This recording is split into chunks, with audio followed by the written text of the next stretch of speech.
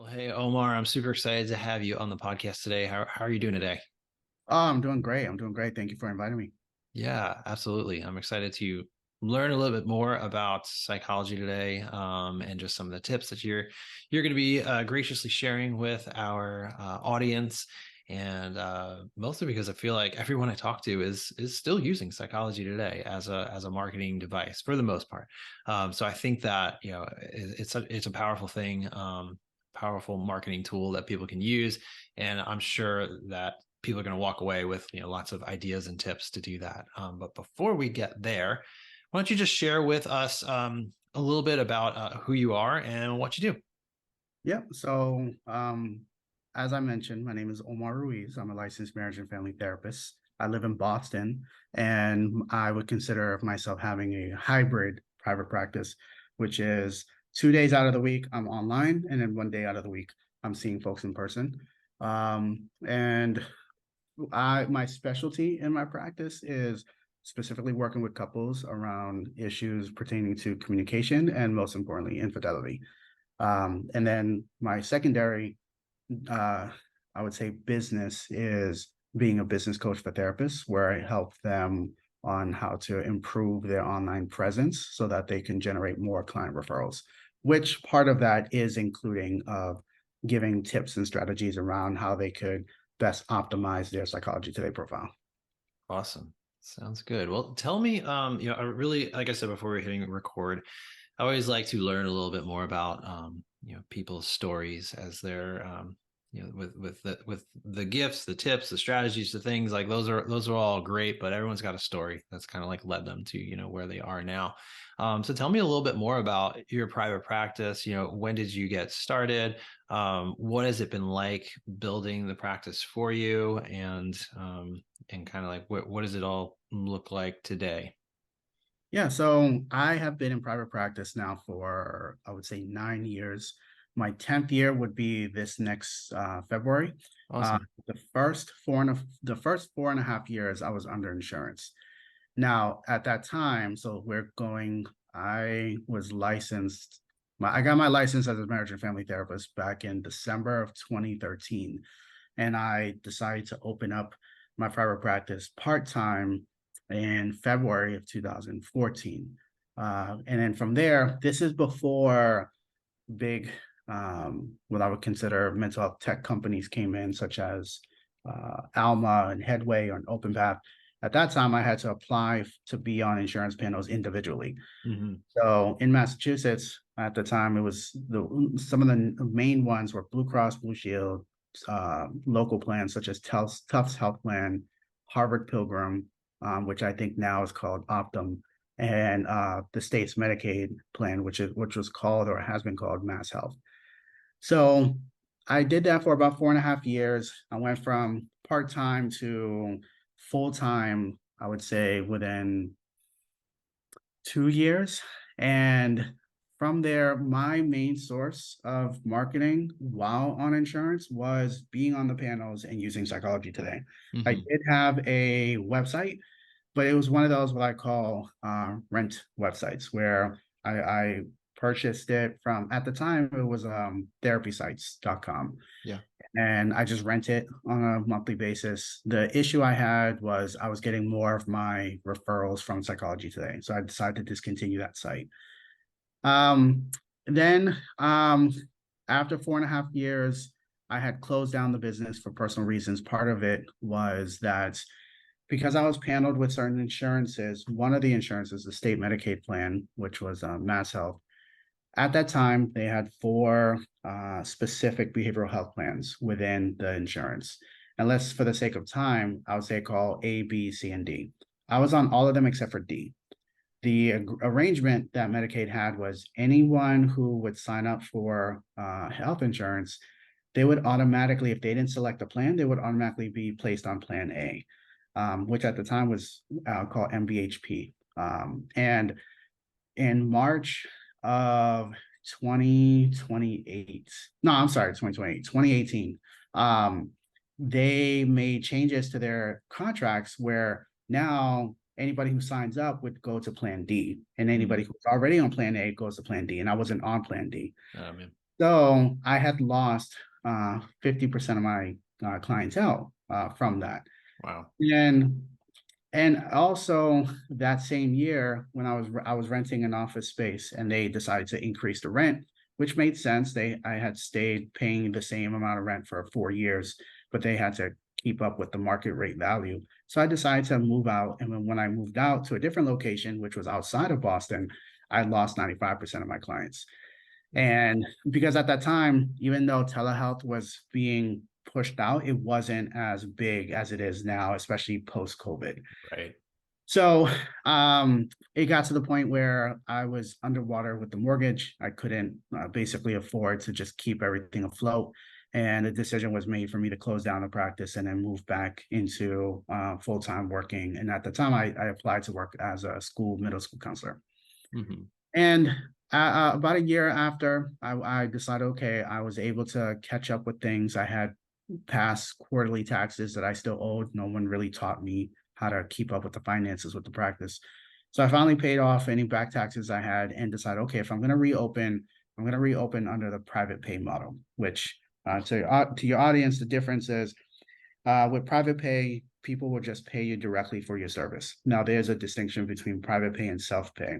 Private pay is where they pay you directly, but then you are willing and able to generate what is called a super bill. Just Mm-hmm. a fancy way of saying a medical receipt. The issue with private pay is when you send off these super bills or these receipts to the clients, they then request a reimbursement through insurance, and by that, you are still, as a practitioner, still liable to keep up with your records because your records would still be audited by insurance. Mm-hmm. Self-pay, on the other hand, is you don't deal with any insurance. You still give them a receipt, but it has no medical information on that receipt. Mm-hmm. So I decided, okay, let me transition to a private pay model as a way to slowly get into self-pay. That's when I realized very quickly, private pay is a completely different beast of a business model for private practice, because you now need to learn how to do marketing. Because with Yeah. insurance-based, you don't really have to do anything. You can create a generalist profile and people can just filter the results based on insurance. And then if they like your picture and if they like anything that you have to say remotely, they'll want to book a session with you. So that was so I closed down the practice in August of 2018, reopened roughly September to October of 2019, and started to do a lot of the traditional ideas of marketing, passing out business cards, trying to attend networking meetings, connecting with local therapists in the area, especially with the office that I was renting at that time or subleasing at that time. And then COVID hit. As soon as COVID hit, all of that traditional ideas of marketing just went out the window. My business Right. card was collecting dust. Any brochures I had weren't being passed around. So that's when I decided, okay, I need to go and learn how to do this online marketing. And I was watching, I'm an avid fan of just Googling things and searching on YouTube. Unfortunately, at that time, there weren't as many business coaches and private practice consultants. There was just maybe a handful who were doing YouTube videos.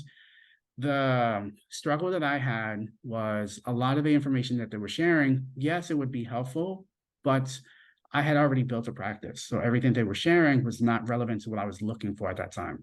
So Yeah. I decided, I need to branch off and not watch videos or search anything private practice related. I need to search up marketing materials. Yeah. So that's when I personally decided to take some online classes with udemy.com around Google Ads. I started watching videos and started following some YouTubers who were promoting SEO and that, or search engine optimization for your audience. And that's when I decided, okay, let me try some of these things. Yeah. And I was getting frustrated with Psychology Today because when I first started off, I would average about 4 to 5 clients reaching out to me per week. When I moved to a different location for the different office, it went down to 1 per week. And that's when I quickly learned location is an important factor. Hmm. Then when I went private pay, it was like maybe 1 per month or 1 per every 6 weeks. That's when I decided, okay, I need to figure this out. Everything I read online, articles or free resources, had the same sort of advice, which was make sure you have a professional headshot, make sure you're speaking to your client's pain points. and make, especially when Psychology Today came out with the intro video. That was Mhm. a new feature at the time. Maybe this was like a couple years ago, maybe 3 or 4 years ago, Yeah. possibly. So not a lot of people were trying to do video. And I decided, you know what? I think it's time for me to like really hone in and study the website. I have no idea about coding. I'm not a website designer or anything like that. I didn't go to school for it. I just knew I needed to figure out a way of how to get this practice going. And then fast forward to, I would say, February of 2021. I was still working at the school, and unfortunately, I got a notification that they weren't going to renew my contract. So, for anybody who works at a school system, you normally sign a contract to work for the school year. Mhm. And the reason being was because I was slacking on my work performance. I was so busy trying to figure out how to get my practice up and running full time that I Mm. wasn't putting my full self into the job. Yeah. And then that's when I got the notice. I went into survivor mode. I don't share this a lot, but I actually, for the first time in my life, well, there was another time, but this one felt very surreal that I had a panic attack, Wow. because I remember it. I got the notice at the end of the workday. The next day, I'm walking to work. I never experienced that sort of high level of anxiety before. But as I got closer to the school building, my heart started racing. I legitimately, all I can think about is like, how am I going to survive? Because I Yeah. didn't to mention this, but also have two daughters. And so one is 7, the other one just turned 5. And so in my mind, I'm just thinking, how am I going to provide for them? Like Right. and so I started applying for jobs, and it was funny that I immediately got interviews because I have been in the clinical field for so long, and I'm also bilingual. I speak Spanish. But when I got to the final interview, no one would hire me. And I still had the practice going, but that's when I realized maybe it's the universe saying that this is not where I'm supposed to be. So Hmm. I decided to double down on the SEO. What was preventing me from my website at that time, because I've done everything I could. And I think this is actually around the time that I had originally reached out to you because I Yeah. was, I remember that. I remember some of this story. Yeah. yeah, I was reaching out to you because I was trying to figure out I need to finally outsource it. I cannot continue Yeah. doing this work for the SEO. And one of the things I came to realize was I wasn't doing any work on the backlinks. So I needed to really improve the authority of the site. So I dedicated months to just working on accumulating high quality backlinks for the site. So for your audience, backlinks is just like a link of your site on someone else's site.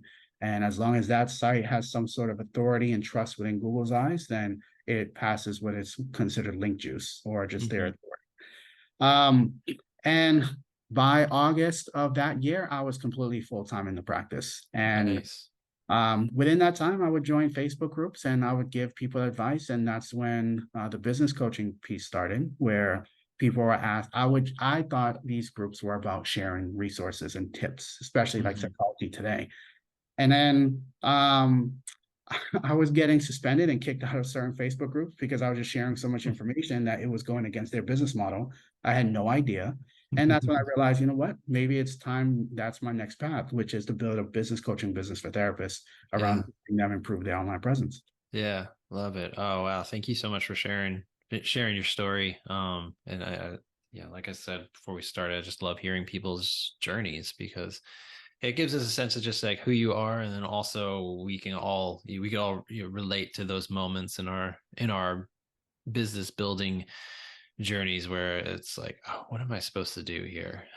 What's the universe saying? What's God saying? What do I do next? So I love that you kind of took that, you kind of really you figured out, you did what you had to do to provide for your family, and now you're kind of on this path of just continuing to share these things that you've learned. And Mhm. kind of on that front, I'd love to kind of now just kind of, it's a good segue into what we want to talk about today, which is Psychology Today. And you mentioned that kind of early on in your journey, in that Psychology Today was sending you some leads. It was like 4 a week, and then it dropped down to 1. So let's talk a little bit more about that. Can you share with us like that works? Is there some sort of algorithm to psychology today? Did you kind of uncover any of that side of things? Yeah, so let's see.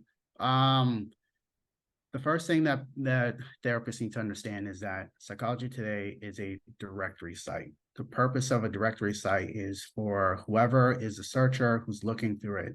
They're just trying to fine tune the specific provider they are in need of.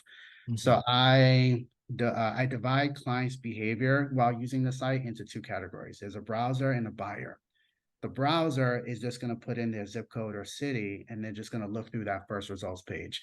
That is not the person therapists need to market to. The person they need to market to is the buyer. The buyer is Mm. going to use the filtering options to really fine tune who exactly they want to work with, who knows how to treat their specific issue. So within the search results, and as people are listening to this, they can actually go on Psychology Today and just follow through what I'm saying. Once you enter in your zip code and city, the first thing you notice is the person's profile picture, their name in blue, and then the first four lines of their personal statement. The first advice is your profile picture. I tell people all the time, I understand if you have a specific brand and you want your profile picture to be in line with your brand, but Psychology Today's profile picture needs to be treated almost similar to like a LinkedIn photo. There needs to be best practices on how you want to professionally be shown. So avoid having a selfie. Avoid doing a full body picture because the photos are very small. They need it to Mhm. be cropped as a professional headshot. You need to look directly at the camera and smile, but not a smile without showing your teeth, a smile with your teeth. Even if you're not comfortable with your teeth, it has more to do with showing confidence. And avoid having pictures of like your pets unless your pet is part of treatment, meaning it's a therapeutic support animal. Like it's not a dating site, so it's not like you're trying to woo someone to like choose you, but you Yeah. still also want to treat it as though it's a dating site because humans want to connect with humans. And so the first piece is making sure that you have a professional headshot. You don't need to spend so much money on a professional photographer. You can just easily use an iPhone or an Android that has a quality camera. Just make sure there. Hopefully, a lot of these cameras and have the features of creating like a blurred background because what Mhm. you want the attention on is for you, and Yeah. ensure that whatever you have as that your top, you can add some flair, meaning some brightness and colors. So that's the first thing. The second is the first four lines. The first four lines within the search results are what I call you need to earn the click. To earn the click, you have to speak on your ideal client's pain points. So my strategy is you post two questions and a leading statement. The two questions have to directly be connected to whatever the client is struggling with. So, say, for example, for me, I specialize in couples with infidelity. So, the first question I might ask is, are you thinking about filing for divorce after discovering your partner's infidelity? Mm. Are you finding yourself stressed out or in crying spells because you can't stop thinking about the text message you found? So, that immediately in my mind is connecting to whatever the person's thinking about. Right. The statement has more to do with so in college I had minored in English, and if you go on Psychology Today in the fourth line, there's like three dots. It's called the ellipsis. The ellipsis, the job of it is to create some sort of curiosity and imagination for the reader of like what could come next. So that's why I say you want to create a leading statement. The leading statement is simply just a statement that speaks about whatever your questions are. So if I said, are you thinking about filing for divorce? I could then say, if you're struggling to trust and have faith in your relationship, it might be best, and then dot, dot, dot. So that's where, because the sentence gets cut off, it leads the person to want to click on it. That's why you Right. click. Yeah. Now we get to the meat and potatoes of the actual profile. There's three paragraphs. Psychology Today offers they offer like prompts of how to help you write the whatever you need to write down in there. And what I would suggest is your first four lines is to evoke the emotion. The rest of that first paragraph, it should not be about you. It should be about offering hope to Mhm. the client. And when you offer hope, you're strategically using specific pronouns such as we, us, or together. Like, let us work together so that we can develop a plan of how to ease the trauma of the betrayal. So Mhm. that's where you're offering hope. So you capture their emotion and you're offering hope. The second paragraph is what I call you give value. Now, what I see a lot of therapists do is they believe their value is based on their theories or their education or certificates that they earn. Right. And the truth is, your everyday client can care less about that. That doesn't add any value to them. What adds value is offering them concrete statements as to how you can help. So instead of saying, I am Gottman level 2 certified trained, you can say, I help couples repair trust, resolve communication issues, and rebuild intimacy as a result of the betrayal. And that offers, again, more concrete strategies on like what it is that you offer. Now, if you're Mhm. someone who says, you know what, I paid so much money for this training and I want to add that because maybe I have had some folks who have contacted me because they're specifically looking for someone who's gotten in trained or EMDR. Right. What I would say is add it, but add context. So, for example, if you might say, um, if someone is working with someone dealing with trauma, I specialize in helping women who are coping with the trauma of having lost their babies post-birth by using a theory called EMDR. And then they put in parentheses what it is. With this theory, what I do is blah, blah, blah.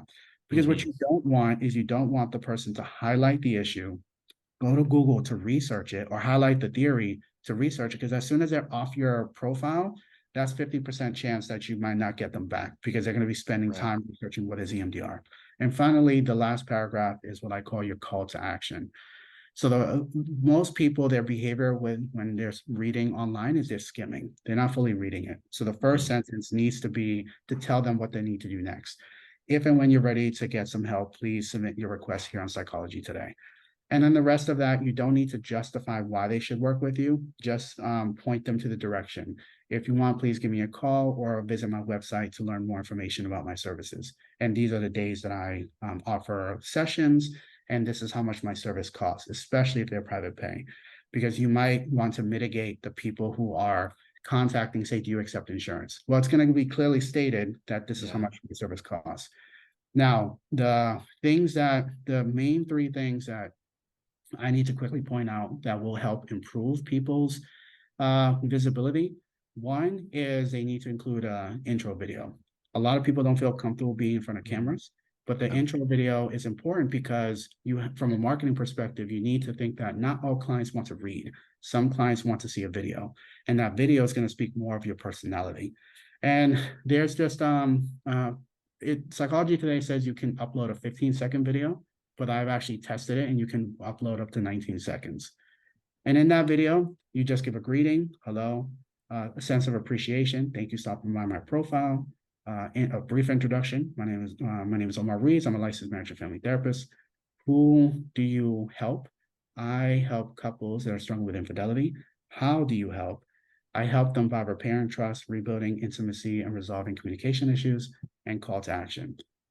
If and when you're ready, please submit your request here on Psychology Today, and I look forward to working with you. And that's it. Use your phone, make sure the window or any light source is not behind you because it creates a darker image. Make sure Yeah. it's in front of you. Mhm. So that's the video. Second is adding additional photos. People are visual, so people want to learn more about you. So if you're an online only practice, I would highly recommend that you think outside the box. Have someone take a picture of you on the laptop as though you're like in a telehealth session. If you're in an office, take as many photos of the space as possible. The office, the door leading to the office, the stairway, the elevator, the front building, the parking lot, simply because you want to give a sense of the environment so that people feel comfortable to want to go with you. The next thing is strategically using keywords within the profile. Psychology Today on the back end for providers, they list 84 different specialties and issues you can specialize in. However, clients only have access to about 61 of those issues. So if they go in the filtering option and there's the issues and they click on it, they can see those issues. However, let's just say you're a couples therapist and you want to put that your specialties relationship issues on the back end. Clients can't find relationship issues. That doesn't exist there. Mhm. Also doesn't exist is coping skills, burnout, transitional issues. So what you need to do is go on the search results, look at the issue section. You're going to click on that. And you're going to look at those listed issues. You're going to strategically pick 2 or 3 of them, and then you're going to put them within your personal statement word for word. So there are 2 strategies. One, if let's just say you work with couples, like I'll just use myself very quickly. If you deal with work with folks with infidelity, what you're going to do is you're going to include that word infidelity within the first 4 lines, somewhere in the first 4 lines. Because what's going to happen is when someone clicks infidelity within the issues filtering option, Mhm. Psychology Today filters the results and highlights that word in yellow. And because the background is white, it's going to stand out. Yeah. Now, some people also talk about this italicized snippet that shows up, and they want to know how can people get that. And that's simple. You just add your word or phrase, whatever's on that list of issues within the second or third paragraph. Psychology Today will then gravitate that and then show it within the results as like an italicized snippet above your first 4 lines. Mm. And what that does is, to me, I call it increased real estate, because when Yeah, you see a profile that has more text within the results, your eyes are going to gravitate towards that and you want to read it. exactly. Yeah. Um, and the last thing is location. In the back end of Psychology Today, there's a section that's called Target My Listing, where people can add in their primary location as well as secondary and third locations. What I tell folks is be more strategic about where you want to be found. Normally, people select zip codes that surround where they're located, regardless if they're online. Let's just say if I'm online only and I'm in Boston and I live in Boston, I might just choose Boston, but then they might choose anywhere else or the neighborhoods around surrounding Boston. Second, they might choose an area that they know is an affluent area because they assume that's going to attract private pay clients. Third, they might choose um, a location that is connected to the biggest metropolitan area within their state. Mhm. Now, what I suggest is you can use those strategies, but I would look at, can you pick an area that is less saturated and less competitive? To do that, you would have to enter in a zip code, go all the way down to the profile, and then look through each results page. You're going to notice on the right-hand side that each provider will state like this location. Let's just say, I'll just say Boston. If we scroll through every single page, as long as the location next to their profile result says Boston, that means their primary location is Boston. But as soon as the results change to saying office is near, that means Mhm. there's no more providers in that area. So what Psychology Today has to do as a directory, it has to generate other profiles of people who have added that as a secondary or third location. So I tested this. In Boston, there are smaller neighborhoods. So one of them is called Beacon Hill, which is near the financial downtown district. And when I looked at the pages, there's only each results page has about 20 providers. By the second page, after the first 2 providers, it then said office is near. So I'm Mhm. like, okay, let me add Beacon Hill as my secondary location. And I did that, and I filtered the results by infidelity, and now I'm ranking as the second one on the page, on the first page. So Wow. that's how you can use location as a way to improve your visibility, but you want to be strategic. A lot of people, I hear them say, I switch up the profile, the personal statement every week or every day. Don't do that. If you want to really test it out, the pro tip is Psychology Today gives everybody data. They give you how many profile views, website clicks, views to your video, how many, and how impressions you're getting across the site.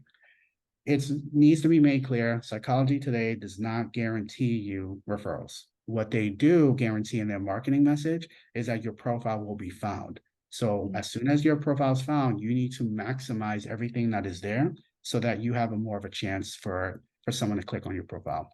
And the very last thing I'll say is, um, as soon as people go from insurance-based to private pay, they're going to notice a vastly different experience of Psychology Today. Because Mhm. as I said before, I would get like maybe once. When I was on insurance, I got about 5 outreaches from clients. When I moved to a different location, it went down to 1 simply because of the actual location. And then when I went to private pay, it was maybe once every 6 weeks or so. People need to not rely on Psychology Today. especially if you're private pay or self-pay, Psychology Today for that type of business model should be focused on as a supplemental referral source. There Mhm. are plenty of other directories that they can go to. I would also highly recommend people to really invest in a website and maybe hire someone like yourself to do SEO. I'm a very big advocate of SEO, simply because it is a long-term marketing strategy. However, it is very cost effective in the long haul, Mhm.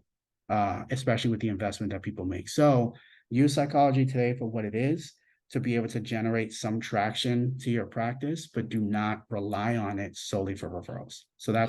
that's my all the tips I can share. That's great. I love it. That was some good ninja stuff there. I love it, especially just the outline that you gave. I felt like that was just like sounded like a really good flow. And for me as somebody who works on websites and copywriting, it follows that similar flow of where we're identifying what the challenges and pain points of the clients, offering them hope, and then we're talking about the solutions, or this is the next step and this is what it's going to look like. But yeah, thank you so much, Omar. Um, we're up on time. I have some other questions, but I know that we're up on time here, and I'll just kind of leave it there because I think that you really provide a lot of value with this conversation, and just things that people can make sure that they're doing their best to use Psychology Today to like maximize it. And another thing I do want to mention that it kind of reminded me too of like your Google Business profile, where there's all these different things that you could fill out, and a lot of people don't make use of it. They don't maximize those Google Business profile, and I see it very similar with your Psychology Today profile, like especially like that video. Like make use of the video, like they're giving you that for a reason, and so that can be helpful to really connect with those ideal clients. Yeah, so thank you so much, Omar. Why don't you tell us a little bit more about where people can find you and get in touch with you if they want to follow up on this? Yeah, so if they so I offer at least for now, I offer every therapist who's interested in business coaching a free consultation. All they have to do is go to my website, onlineprivatepractice.com. And if they're interested in learning how I help, they can watch any of my YouTube videos. So you can go to YouTube, type up online private practice. I actually have two videos about Psychology Today. So everything that I shared today, if you need a visual representation, I would Great. suggest you just go to YouTube and watch the videos. And then last but not least, I do have a Facebook group. If you want to join it, you just go to Facebook and you search up groups under online private practice, and then you'll see my face there, and folks can just request to join. And last but not least, at least for now, the main supports that I'm providing for therapists is one-on-one coaching. And I have been tinkering with like group coaching or marketing intensives. But I've been in this space of maybe I want to lean towards doing like online courses, Cool. especially the feedback I got from the YouTube channel. Awesome. Yeah, we'll link all that stuff up in the show notes as well, so you all can check it out there. Thanks so much for your time, Omar. I appreciate it. Thank you so much.